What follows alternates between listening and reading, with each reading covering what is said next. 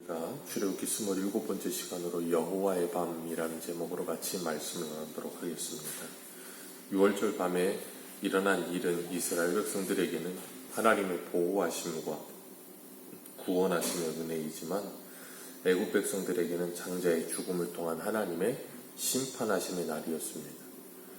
42절 우리가 마지막으로 읽었던 거기를 보면 여호와의 밤이라고 말씀하시는데 이 모습은 예수님께서 다시 오시는 그날에 일어날 일인 겁니다. 성도들에게는 구원의 기쁨이 완성되고 최고의 영광스러움의 기쁨의 날이지만 이 세상의 사람들에게는 하나님의 심판과 진노의 날이 될 것이라는 겁니다. 그것은 이미 시작되었다 예수님께서 말씀하셨는데 요한복음 3장 18절을 보면 저를 믿는 자는 심판을 받지 아니할 것이요 믿지 아니하는 자는 하나님의 독생자의 이름을 믿지 아니하므로 벌써 심판을 받은 것이니라. 아멘. 믿지 않는 자는 이미 심판 아래 살고 있다는 겁니다. 어린 양의 피로 보호하심과 구원하심을 받은 백성들은 세상에 주지 못하는 평안함 속에서 주님이 주시는 안식을 누리며 주님의 말씀 안에 거하며 살지만 그렇지 못한 사람들은 주님의 보호하심 밖에서 죄악된 모습과 허물과 죄로 죽어있는 그 상태로 계속해서 살아가는 거예요. 그게 바로 하나님의 심판의 상태인 겁니다. 그러니까 지금 이 세상은 하나님의 심판의 상태 속에 살고 있는 거예요. 그걸 지옥이라고 부르죠. 하나님의 생명과 단절되어 있는 상태. 우리는 그곳에서 하나님의 말씀을 증거하며 그들이 그 말씀을 통해 구원받기를 바라는 마음으로 하나님의 말씀을 가지고 이 땅에 서 있는 겁니다. 오늘 23절을 보면 하나님께서 멸하는 자를 보내셔서 애굽을 치시는데 그 멸하는 자가 어린 양의 피가 발린 집은 넘어간다 그랬습니다.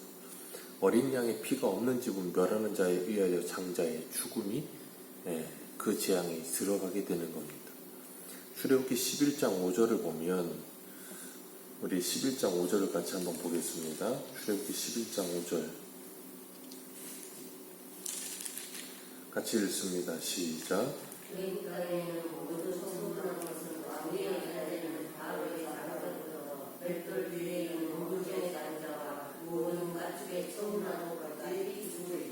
아멘. 여기에 있어서 누구든지 그건 상관없이 전부 다 죽을 것이라는 거예요. 그런데 하나님의 말씀을 듣고 그 말씀에 의하여 우슬초로 어린 양의 피를 찍어서 인방과 문설주에 바르는 집은 그 재앙이 넘어갈 것이고 그렇지 않은 집은 심판을 받을 것이다 라고 하나님 분명히 말씀하시는 겁니다. 그래서 30절을 보면 오늘 본문 30절에 이렇게 말씀하세요. 그 밤에 바로와 그 모든 신하와 모든 애굽 사람이 일어나고 애굽에 큰 부르짖음이 있었으니 이는 그 나라에 죽임을 당하지 아니한 집이 하나도 없었음이었더라. 그 말은 뭐예요? 하나님의 경고의 말씀을 듣고도 어느 누구도 그 경고의 말씀을 따르는 자가 없었다는 말인 겁니다. 그렇기 때문에 어떻게 돼요? 하나님의 심판에 재앙이 임하게 되는 겁니다. 그 처음 여호와의 밤을 통과한 성도들은 이 땅을 살아가면서 뭐 하겠어요? 하나님의 말씀을 통하여 깨어있게 되는 것이고 그 말씀을 의지하는 삶을 살게 되는 겁니다. 그래서 바울은 데살로니가전서 5장 2절에 이렇게 말하죠. 주의 날은 밤에 도적같이 이를 줄을 너희가 자세히 알미라 그랬어요. 주의 날은 밤에 도적같이 임한다. 뭘 보면 알겠어요? 여호와의 밤에 일어났었던 율조를 보면 알 수 있는 거예요. 그렇게 하나님의 심판은 도적같이 임한다는 거예요. 그러나 그 말씀을 보고 들었고 믿는 너희들에게는 그날이 도적같이 임하지 않는다는 거예요. 왜요? 그날을 준비하며 살고 있기 때문에. 그 주님 다시 오심을 기다리며 살고 있기 때문에. 그래서 형제들아 너희는 어두움에 있지 아니하며 그날이 도적같이 너희에게 임하지 못하리니 너희는 다 빛의 아들이요 낮의 아들들이라. 우리가 밤이나 어두움에 속하지 아니하였나니. 아멘. 우리는 빛의 자녀요 빛의 아들들이요 우리가 낮에 속했다라고 말씀하세요. 낮에 속했다는 게 뭐예요? 예수 그리스도를 믿고 하나님의 자녀가 되어 그 말씀을 따라 사는 사람이 되었다는 거예요. 예전에 이 세기 말에 어떤 휴거에 대해서 강렬한 믿음을 가졌던 이단들이 있잖아요. 그런 사람들은 주님께서 뭐 밤 12시에 휴거한다 그래서 밤에 잠도 안 자고 그걸 기다렸잖아요. 그렇게 깨어있는다는 게 그렇게 육신적으로 깨어있는 게 아닙니다. 예수 그리스도를 믿고 하나님의 자녀가 되어 말씀대로 순종하는 삶을 사는 것이 깨어있는 거예요. 그러니까 밤엔 열심히 자야 되는 거예요. 밤에 깨어있으려고 하면 안 되는 겁니다. 우리가 그 하나님의 말씀을 따라 살면서 주님과 동행하는 삶을 살고 있는가 아닌가 그걸 봐야 되는 겁니다. 그 말씀을 따라 사는 사람들에게는 그 날이 도적같이 임하지 않아요. 평안합니다. 그래서 이스라엘 백성들의 집안에는 개 짖는 소리도 나지 않는다 그랬어요. 그런데 이 바로와 그리고 애굽의 모든 사람들에게 그 밤은 마른 하늘에 날벼락이 치는 거예요. 그러니까 바로가 어떻게 합니까? 31절 보면 밤에 그 여호와의 밤에 그 하나님의 장자의 죽음 지향에 일어나는 그 즉시로 일어나서 모세에게 달려서 떠나라 이야기하고 있어요. 그렇기 때문에 우리가 그 하나님의 말씀을 듣고 그 말씀에 순종하며 방비하는 것이 복이에요. 요번에 흰남노가 올라온다 그랬고 그 흰남노를 준비하는 것 그리고 12시간은 무슨 일이 있어도 나오지 마십시오. 그 기상청 대표가 나와서 뉴스에서도 이야기를 하더라고요. 무슨 일이 있어도 12시간은 나오지 마십시오. 요번에도 보니까 그 물이 막 들이치니까 어떻게든지 차를 쥐어주자에서 끈적여 내기 위해서 그 내려갔던 분들 너무나도 안타까운 소식을 들어요. 거기에 내려가지 않았더라면 얼마나 안타까운 모습인지 모릅니다. 그 재난 문자를 받고 매스컴에서 준비하십시오, 조심하십시오 그런 이야기를 듣고 태풍을 준비하는 만큼만 우리가 주님 오실 날을 준비한다면 얼마나 우리의 모습이 아름다울 수 있을까. 태풍은 잘 준비합니다. 계절이 바뀌면 이제 조금 있으면 가을이 지나고 겨울이 옵니다. 그러면 또 겨울 준비를 합니다. 그런 준비는 잘 하는데 하나님의 말씀을 아무리 경고의 말씀으로 들어도 이 말씀이 들리질 않는 거예요. 그러니까 주님 오실 날을 준비하지 않는 거예요. 그러니 롯의 때와 같이 노아의 때와 같이 인자의 때도 그런 일이 일어나게 되는 겁니다. 바로가 한밤중에 모세를 불러서 뭐라 그래요? 너희는 내 백성 가운데서 떠나라는 거예요. 그리고 소와 양과 다 몰고 가서 너희들 제사 드리라는 거예요. 그리고 나를 위해서 좀 축복해라.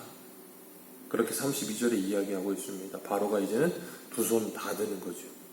하나님께서 말씀하신 대로 하나님의 진노가 다 임하고 나니까 이제는 바로가 포기하는 거예요.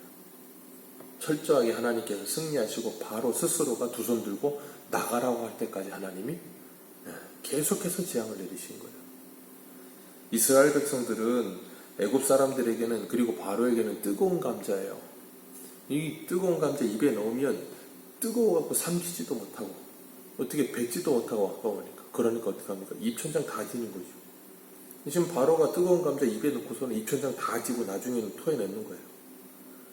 이러지도 저러지도 못하고. 당시 가장 강대국의 왕이 모세와 아론에게 와서 축복해달래요. 그게 말이 됩니까? 제국이에요. 애굽은, 이집트는 그 당시에. 지금은 아니지만 제국의 왕이 일개 노예국의 모세와 아론에게 와서 나를 축복해달라고. 마치 창세기의 야곱이 애굽을 축복하듯이 바로를 축복하는 모습과 오버랩이 되는 것 같고, 사도행전에 보면 바울이 묶여 있을 때 베스도와 그리고 아그리빠 왕 앞에 가서 여기 있는 사람들도 이 묶인 것 외에는 나와 같이 되기를 하나님께 원하나이다 하던 모습과 같은 거예요. 성도는 이 세상을 살아가면서 영적인 눈이 열려지면 세상 사람들이 불쌍한 거예요. 불쌍한 겁니다. 그러니까 세상 사람들도 교회와 성도를 보면 불쌍한 거고, 그리고 교회도 그리고 성도도 세상 사람을 보면 불쌍한 거예요. 그래서 어느 누가 세상 사람들이 교회 다니는 사람 부러워하는 사람 없습니다. 아니, 부러워하는 사람이 없어요. 교회 다니는 걸 부러워하지 않아요. 만약에 교회 다니는데 막 교회를 나가니까 나가는 즉시로 막 하늘에서 막 몇 억이 막 떨어지고 막 아파트가 하나씩 막 생긴다 그러면 세상 사람이 부러워하겠죠. 근데 교회를 다녀도 그런 일은 일어나지 않아요. 세상 사람들이 부러워하지 않습니다. 그런데 교회 다니는 사람도 그리고 교회도 세상을 부러워하지 않아요. 그 이유는 하나예요. 세계가 다르기 때문이에요. 세계가 다르기 때문에 서로의 관심사가 다른 거예요. 그래서 부럽지가 않은 거예요. 그러니까 세상 사람들은 교회 다니면서 내가 사업이 잘 됐다, 아니면 내가 부자가 됐다, 그럼 세상 사람들은 부러워요. 그런데 교회를 다니는데 내가 예수를 믿고 은혜를 받았다, 하나도 부럽지 않은 거예요. 그 사람들은 돈을 많이 벌면 부러운 거예요. 운동하는 사람들은 어떤 사람이 무슨 자동차를 뭘 가지고 그런 거 부럽지 않아요. 운동 잘하는 사람이 부러운 거예요. 공부의 세계는 공부를 잘하는 사람이 부럽지 다른 뭘 가진 걸 부러워하지 않아요. 신앙생활도 마찬가지예요. 신앙이 좋은 사람, 하나님의 은혜를 풍성히 누리고 하나님과의 관계가 좋은 사람이 부럽지 다른 게 부러운 게 아니에요. 그러니까 각 세계마다 자신들의 관심사가 다르고 자신들이 원하는 게 다른 거예요. 신앙의 세계에 들어와서도 세상 사람이 부럽고, 신앙의 세계에 들어와서도 이 세상에서 성공하고 이 세상에서 권력 가지는 게 부러우면 그건 지금 뭔가 잘못된 거예요. 출애굽기 12장 34절 우리 한번 읽어보겠습니다. 시작. 그 백성이 발교되지 못한 반죽 담은 그릇을 옷에 싸서 어깨에 매니라. 왜 이렇게 해요? 빨리 나가라는 거예요. 너희들 때문에 지금 죽겠다는 거예요. 그러니까 빨리 나가라. 그러니까 제대로 음식을 차리지도 못해요. 그리고 유월절을 지키고 그 밤에 어떻게 해요? 바로 쫓겨나는 거예요. 그러니까 이스라엘 백성들은 유월절을 지키고 저절로 그러려고 한 것도 아니지만 어떻게 됩니까? 바로 무교절이 시작되는 거예요. 발교되지 아니한 떡을 메고 가는 거예요. 그러면서 그 무교절 통해서 가나안의 순례길이 시작되는 거예요. 하나님께서 이스라엘 백성들을 구원하시고 그리고 애굽에서 데리고 나오시면 곧바로 가나안 땅이 아니고 광야 40년이 기다린다는 거 우리는 꼭 기억해야 되는 겁니다. 예수 그리스도를 믿고 구원받으면 우리들도 무교병을 먹는 여행길, 순례의 길이 열린다는 거예요. 그 순례의 길을 통해서 뭐예요?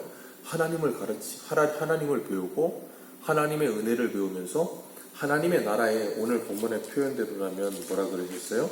우리 오늘 본문 41절 같이 읽겠습니다. 시작. 430년에 끝나는 그 날에 여호와의 군대가 다 애굽 땅에서 나왔음을. 아멘. 430년 아브라함에게 언약하신 그 때가 다 찼을 때 하나님께서 이들을 애굽에서 데리고 나오셨어요. 그리고 그들을 뭐라고 불러요? 여호와의 군대. 여호와의 군대로 부르셔서 광야에서 여호와의 군대를 뭐 하세요? 훈련시키시는 거예요. 오늘 저와 여러분들도 마찬가지입니다. 예수 그리스도를 믿으면 그 즉시로 우리는 하나님의 군대가 되는 거예요. 그리고 하나님의 군대로 입소하여서 그때부터 뭐예요? 훈련을 받는 거예요. 그러니까 제가 가끔 예를 들어드리지만 군대에 처음 가면 2등병이에요. 근데 2등병도 군인이라고 부르고 병장도 군인이라고 부르고 사성 장군도 군인이라고 부릅니다. 그러니까 똑같은 군인이에요. 근데 다 그 실력의 차이는 천지 차이죠. 그런 것과 마찬가지인 거예요. 예수 그리스도를 믿으면 다 성도입니다. 그러나 성도라 하여도 그 믿음의 수준의 차이가 크게 나는 거예요. 하나님께서 우리를 인생의 광야 속에 넣으시고 여기서 단련하시고 훈련하시면서 우리의 믿음이 자라게 하시고 성숙하게 하시는 거예요. 그러면서 그리스도의 장성한 분량이 있도록 자라가게 하시는데 그게 뭐냐면 우리의 신앙의 인격이에요. 우리의 신앙의 인격과 우리의 믿음을 자라게 하시는 거예요. 그걸 우리가 경건의 훈련이라고 부르는데 그 일을 하지 않으면 잘하지 않습니다.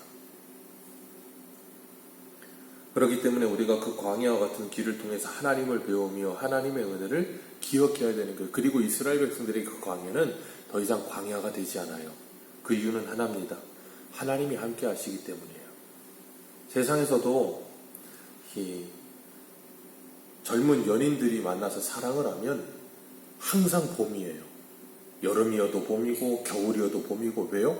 사랑하는 사람이 옆에 있으니까 그냥 좋은 거예요. 그런데 그렇지 않은 사람들은 날이 더운 여름에도 힘들고 날이 추운 겨울에도 힘들고 그냥 다 겨울이에요.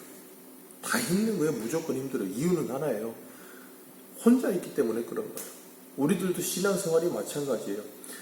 광야가 오든 뭐가 오든 찬송가 495장인가요? 몇 장인가요? 거기 보면 그 어디나 하늘나라 그렇게 찬송하는 것처럼. 왜요? 주님이 함께 하시기 때문에. 그게 바로 성도가 받은 복이잖아요.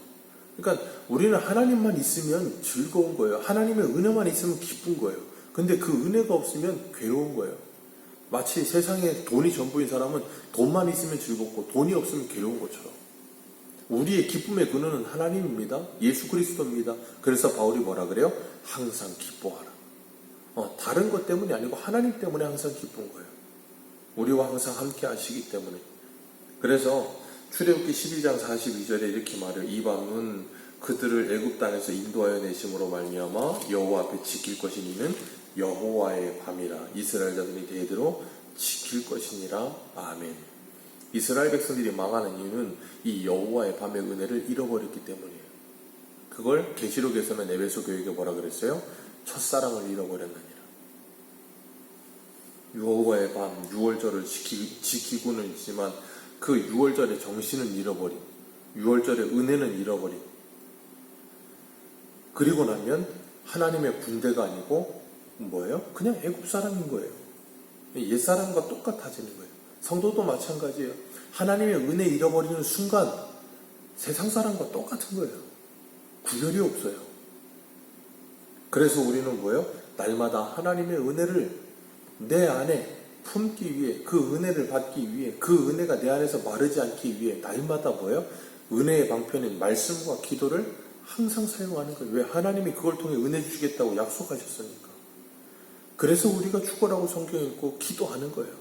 다른 무엇이 아니에요. 은혜 받기 위해서요. 은혜 받아서 내 안에 하나님의 은혜와 긍휼과 사랑과 자비가 살아있게 하기 위해서. 그거 없으면 지옥 같은 걸 아니까. 오늘 우리에게 오늘 하루는 어떤 날입니까? 봄입니까? 겨울입니까? 주님이 나와 함께 하십니까? 아니면 그 은혜를 잃어버리고 살고 있습니까? 주님의 날이, 그 여호와의 밤이 우리에게 찾아온다 분명히 말씀하셨어요. 속히 오리라 분명히 말씀하셨어요.